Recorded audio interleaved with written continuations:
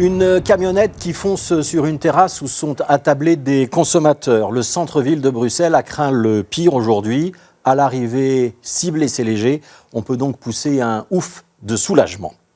Des tables et des parasols renversés, des cordons de police pour tenir les curieux à distance, des véhicules de secours pour soigner les blessés, un périmètre de sécurité et même un hélicoptère pour les besoins de l'enquête. Cet après-midi, au centre de Bruxelles, on a donc retenu très fort notre souffle en apprenant qu'une camionnette avait foncé sur une terrasse de café. Un acte délibéré qui s'est produit rue Saint-Michel. C'est une rue de l'hypercentre qui relie la place des Martyrs au boulevard Adolphe Max en traversant la rue Neuve.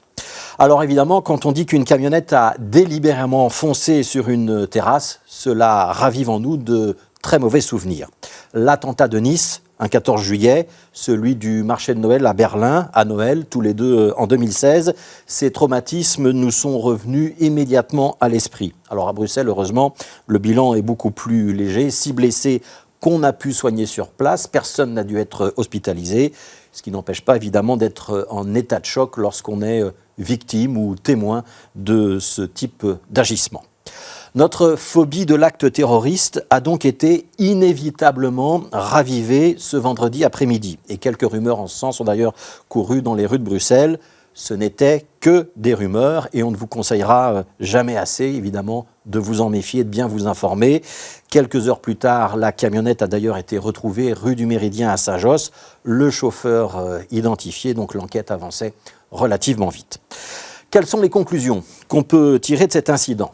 À l'heure où je vous parle, alors que le parquet doit communiquer certains éléments dans quelques minutes, c'est très difficile de commenter une enquête qui n'est évidemment pas achevée. S'obliger à être prudent, c'est une règle de base que je vais tenter de m'appliquer à moi-même. On peut quand même avoir 2 ou 3 éléments en tête. Le premier, c'est que Bruxelles aurait sans doute aimé se passer de cette très mauvaise publicité. Parmi les blessés légers d'aujourd'hui, il y a des touristes. Et il est vital pour notre économie bruxelloise que ceux qui déambulent dans notre ville se sentent en sécurité. Vous vous rappelez sans doute de la période du lockdown en 2015 après les attentats de Paris. Elle s'était soldée par des baisses de chiffre d'affaires spectaculaires, des dizaines, des centaines de millions. On a avancé le chiffre de 350 millions à l'époque. Il est donc heureux aujourd'hui qu'il y ait eu beaucoup plus de peur que de mal. Deuxième constatation, un véhicule, ça reste un danger potentiel pour celui qui se trouve sur sa trajectoire. Et c'est d'autant plus vrai que le véhicule est imposant et lancé à vive allure. Si l'on veut une ville apaisée, où les piétons ne sont plus sur les trottoirs mais sur la chaussée, en train de prendre un verre ou en train de déambuler, il faut pouvoir les protéger et peut-être qu'interdire l'accès de certains quartiers aux véhicules lourds aux heures de grande affluence est une solution qu'il faudrait envisager. Enfin, troisième et dernière observation.